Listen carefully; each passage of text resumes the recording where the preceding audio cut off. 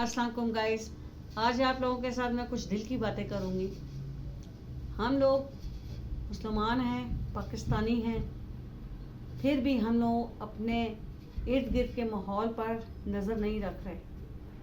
ہمارے معاشرے میں بے راہ روی اور بدتمیزی اور بہت زیادہ بد نظمی ہو گئی ہے. والدین اپنے بچوں کی تربیت کر ہی نہیں رہے.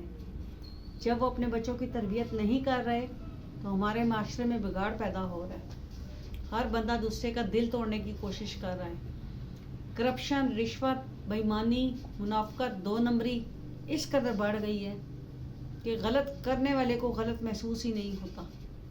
ہم لوگ ایسے تو نہیں تھے. ہم ایک قرآن کو پڑھنے والے تھے, ایک رسول کو ماننے والے تھے, ایک ہی پرچم تلے تھے. لیکن اب ہم لوگ کس قدر خود غرض ہو گئے ہیں کہ ہمارے ساتھ کوئی بیٹھا ہوا انسان دکھی ہو, رو رہا ہو, ہم اس کی تضحیک کرتے ہیں, اس کا مذاق اڑاتے ہیں.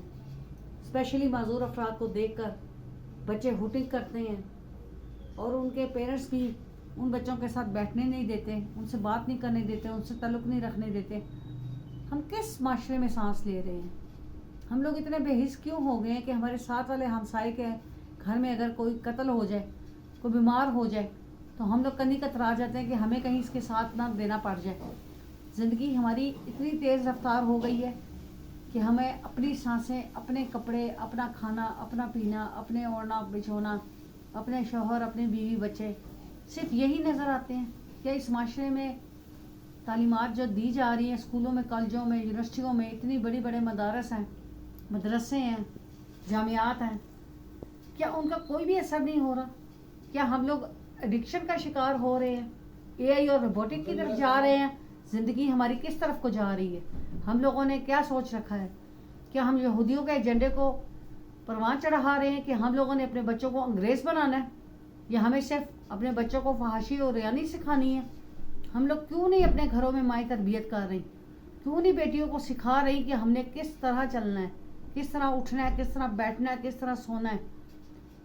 معاشرے میں طلاقوں کا ریٹ اس حد تک بڑھ گیا. شادیاں تو بہت خوشی سے منائی جاتی ہیں, لاکھوں روپیہ خرچا جاتا ہے, لیکن جب وہی بیٹی لاکھوں کا جہیز لے کے جانے کے باوجود بھی طلاق لے کے ماتھے پہ کلنک کا ٹیکا لگا کے آ جاتی ہے تو ماں باپ اس کو آن کرنے کی بجائے کہتے ہیں نہیں یہ ہمارے لیے بدنامی کا باعث بن گئی. حالانکہ اس بیچاری کا کیا قصور ہوتا ہے؟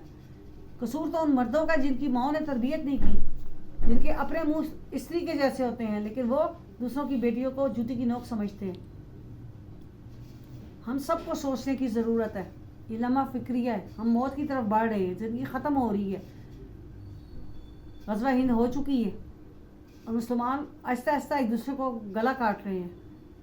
بہت زیادہ دکھ کی بات ہے کہ ہم لوگوں میں انسانیت ختم ہوگی. سب سے بڑی چیز جو انسانیت ختم ہوگی ہے.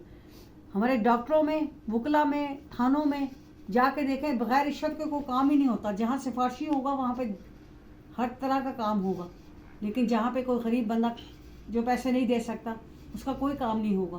کرپشن اس حد تک بڑھ گئی ہے کہ اوپر والا طبقہ نیچے والے سے رشوت لیتا ہے, نیچے والا طبقہ اس سے نیچے والے سے رشوت لے رہا ہے, اور بغیر سوچے سمجھے کہ ہمارے سامنے قرآن پاک میں اللہ تعالیٰ کے احکامات موجود ہے, ہمارے سامنے حدیث موجود ہے کہ رشوت لینے والا اور دینے والا دونوں دوست ہی ہیں, لیکن کہتے ہیں جب کام نہ ہو رہا ہو تو پھر کیا کریں.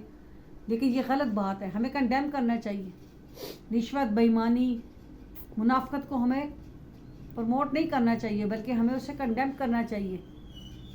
اسلحے کی روک تھام کے لیے ہمیں کوشش کرنی چاہیے. ہر چھوٹے سے چھوٹے بچے کے ہاتھ میں اسلحہ ہے, موٹر سائیکل دیے ہوئے ہیں, موبائل سنیچنگ کر رہے ہیں اور بدتمیزیاں کر رہے ہیں, لوگوں کی بیٹیوں کو چھیڑ رہے ہیں.